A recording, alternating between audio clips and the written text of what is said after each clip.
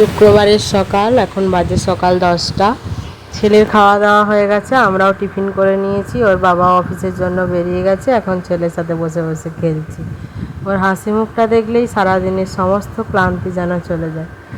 ও এখন আমার সাথে এইভাবে টাইম কাটাতে বেশ ভালোবাসে। আসলে এখানে আর বাড়ির কাউকে দেখতে পায় না, তো আমার সাথেই সারাদিন থাকে। ওর বাবাকেও তেমন একটা পায় না, ওই জন্য আমার সাথে এইভাবে খেলতে দেখি অনেকটাই পছন্দ। ওকে খাট থেকে নামিয়ে নিচে বসিয়ে দিয়েছি আর কিছু খেলনাপাতি দিয়ে দিয়েছি। আর এখন চলে এসেছি ছাদে, যে জামা কাপড়গুলো শুকনো হয়ে গেছে সেগুলো তুলতে।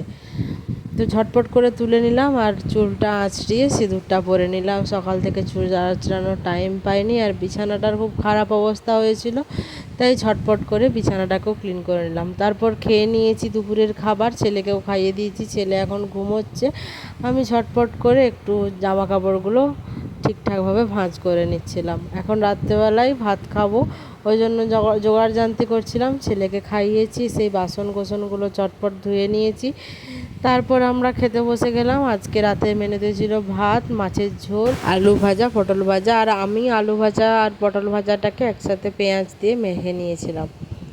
আজকের দিনটা এভাবেই কাটলো। ভিডিও ভালো লাগলে লাইক করো, একটা ছোট্ট কমেন্ট করে যেও, চ্যানেলটা ফলো করে রেখো।